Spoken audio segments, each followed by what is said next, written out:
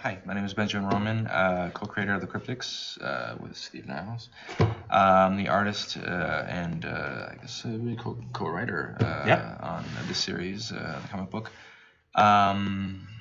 It's kind of cool to working with Steve. We worked on another project together, and jumping on this was kind of one of those things that just kind of, I guess, fell into place. I remember you had just emailed me going, we got to do something else. What do you think of this?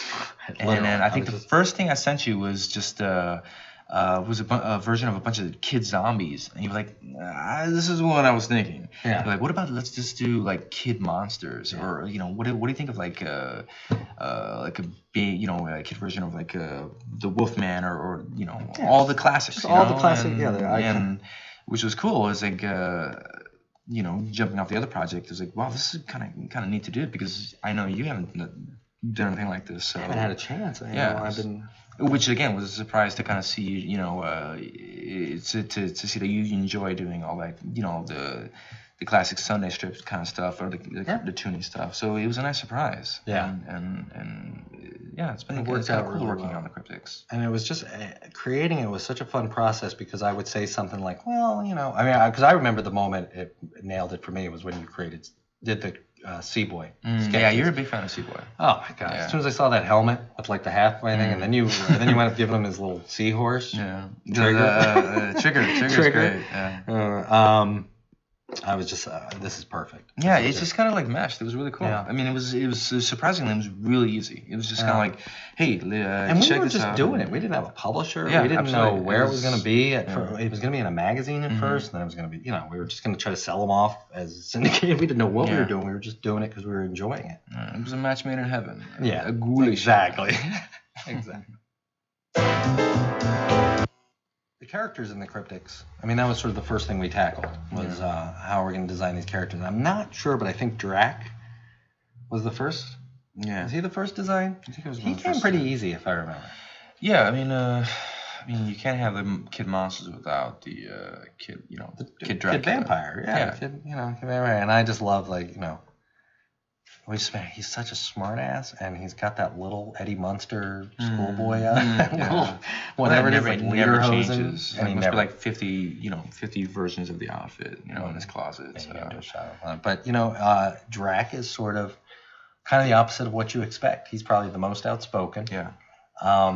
He's kind of, like I said, he's wisecracking. He's all, he's the straight man as as kind of the leader. You're not expecting him to be in the shadows, kind of like leering over something. Yeah, and he's right in front, and that's the whole thing. These guys walk around in the day. We kind of pick and choose as we're gonna do the rules. Yeah. And then second was probably Wolfie. Yeah.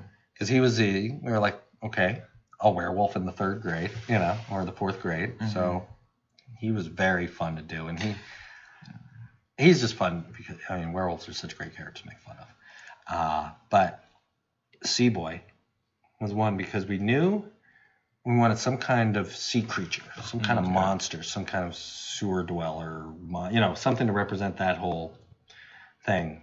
And I forgot, I don't even remember how we got to a lot of this.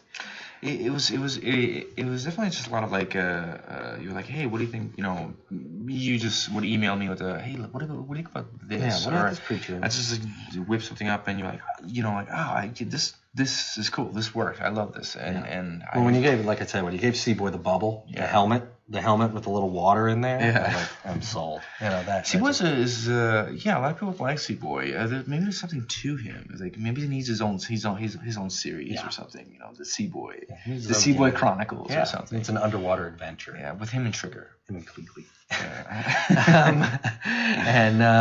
You got the Hyde is actually my favorite. Jekyll and Hyde wound up being my favorites. Yeah. Because you know what? I think those were the characters that kind of took us by surprise too. Because I kind of had ideas who these other guys would be. Like when we did Seaboy, we decided in between every at least 3rd word, there's going to be a blub. Yeah.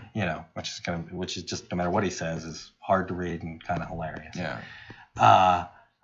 But Jekyll and Hyde, those guys kind of took on their own, just making, the decision to make like Jackie Jekyll Jr., this snotty little kid. Yeah, like nobody likes. He's like the butt of, No, like almost like the butt of jokes. You're like, get away from me. I don't He's want the to be near teacher's you. pet. Yeah. He's always telling people, he's always using words kids, shouldn't be using.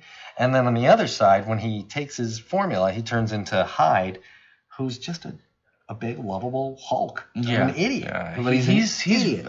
He's a lot of fun to write for because you can just basically do anything with him. Yeah. He likes a rock, a boulder. He's like, I like that boulder. I know. Me like boulder. Me, I'm liking rock. Yeah. So it's like, why does this guy like the rock? And then of course when he turns back into his human stuff, like he's not gonna. And he's all uptight. And he's in his button-down suit or whatnot, and which normally Hyde wouldn't get near. The contrast is what it's makes great. it so fun. It's a lot of fun to write for those that character. And it's so funny because now thinking about it, I'm like, God, why hasn't somebody done like a more humorous version of Jekyll and Hyde? Because these characters play off each other so well. Yeah, definitely.